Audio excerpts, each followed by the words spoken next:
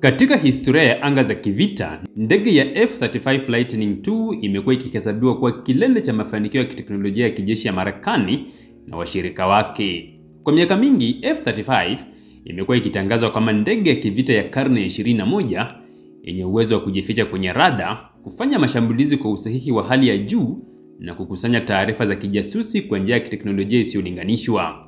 Kwa hivyo, taarifa kwamba Iran imefanikiwa kuidungua ndege hizi tatu za aina hiyo ni habari inayobeba uzito mkubwa, si tu katika muktadha wa Mashariki ya Kati, bali pia kwenye ulingo wa kimataifa wa nguvu za kijeshi na ushawishi wa kistratejia.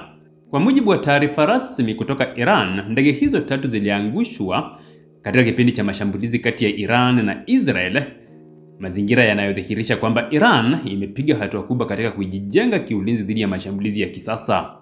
Iran haikudai tu kuibaini F-35 kwenye rada zake, bali pia ilieleza wazi kuwa mifumo yao ya ulinzi wa anga iliweza kuifyatulia, kuifunga kwenye rada na hatimaye kuidungua.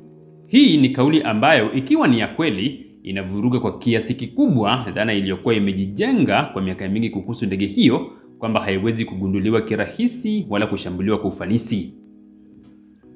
Ndege ya F-35 ni matokeo ya mradi mkubwa wa Marekani uliohusisha makampuni makubwa kama Lockheed Martin, Northrop Grumman na BAE Systems (BAE). Ndege hiyo ina toleo la Air Force F-35A, toleo linaloweza kuruka na kutoa kwa wima F-35B, na lile la Carrier Based Operation kwa Navy F-35C.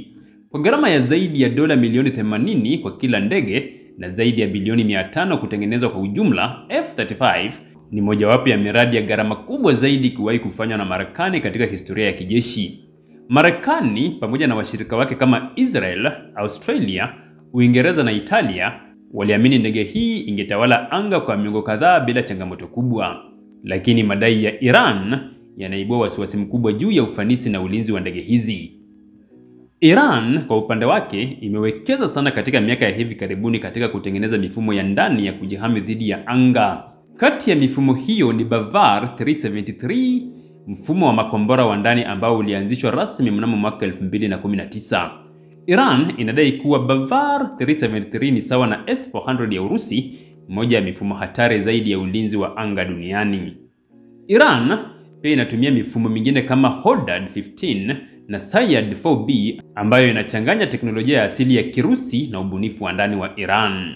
Kwa kutumia teknolojia hizi, Iran imedai kuweza kuangusha F-35 karibu na maeneo ya Fordow, Khuzestan na Tehran Mashariki. Licha ya Marekani na Israel kukanusha au kukwepa kutoa kauli rasmi kuhusu madai haya, duru huru zimekuwa zikithibitisha ongezeko la shughuli za uokoaji na ukarabati katika maeneo ya tukio, huku picha za satellite zikionyesha mabadiliko yasiyo ya kawaida kwenye baadhi ya vituo vya anga vya Iran. Kudondoshwa kwa F-35 kuna maana kubwa zaidi ya kijeshi.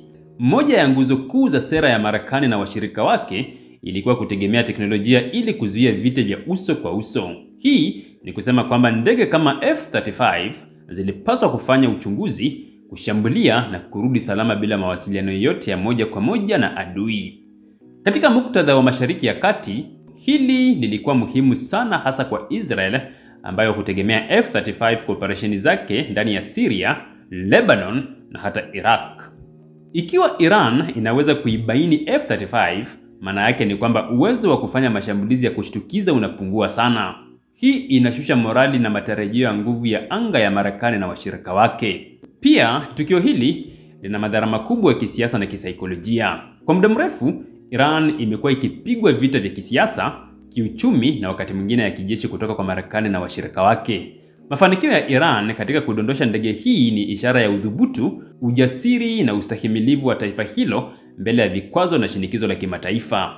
Inakuwa njia ya kisiasa ya kusema kwamba Iran si tena mhanga wa mashambulizi ya anga, bali ni mshiriki wa kweli kwenye medani ya kijeshi ya kisasa. Dunia sasa inalazimika kuangalia upya ramani ya nguvu za kijeshi, si kwa kuzingatia tu teknolojia za mashambulizi, bali pia uwezo wa kujilinda na kustahimili mashambulizi hayo. Viongozi wa kijeshi wa Iran wamekuwa wakitumia matukio haya kuimarisha msimamo wa ndani na wa kimataifa.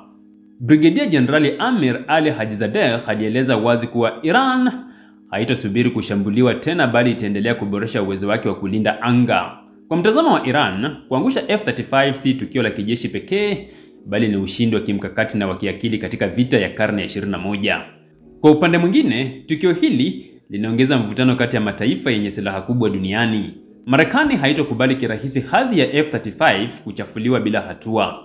Katika miezi ya hivi karibuni, kumekuwa na ongezeko la mashambulizi ya kijasusi dhidi ya vituo vya nyuklia vya Iran, ikiwemo mashambulizi ya drones yasiyoeleweka chanzo chake. Wataalam wa kimataifa wanaamini kuwa huenda kutakuwa na msururu wa mashambulizi ya kulipiza kisasi au hatua za kimya za kuzuia uwezo wa Iran kabla haujapanuka zaidi. Hii inaweza kuwa dalili ya awamu mpya ya mashindano ya kijeshi ambayo si rahisi kuizuia. Lakini pia kuna upande wa tatu, ule wa mataifa mengine yanayopima hali ya nguvu duniani.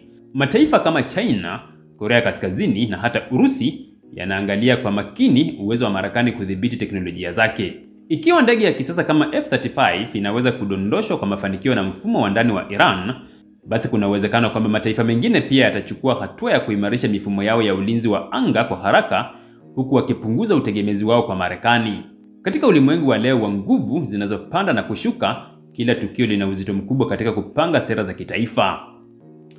Watu wengi walidhani kwamba F-35 ni ndege ambayo haitaweza kushambuliwa, lakini kama Iran imethibitisha kuwa ina uwezo wa kuangusha ndege hiyo, basi huo ni mwanzo wa enzi mpya. Enzi ambayo teknolojia ya stealth si kinga ya milele. Enzi ambayo ulinzi wa anga si wa nchi za magharibi tu. Enzi ambayo vita vya anga vitahitaji mbinu mpya za kujificha, kupambana na kujilinda.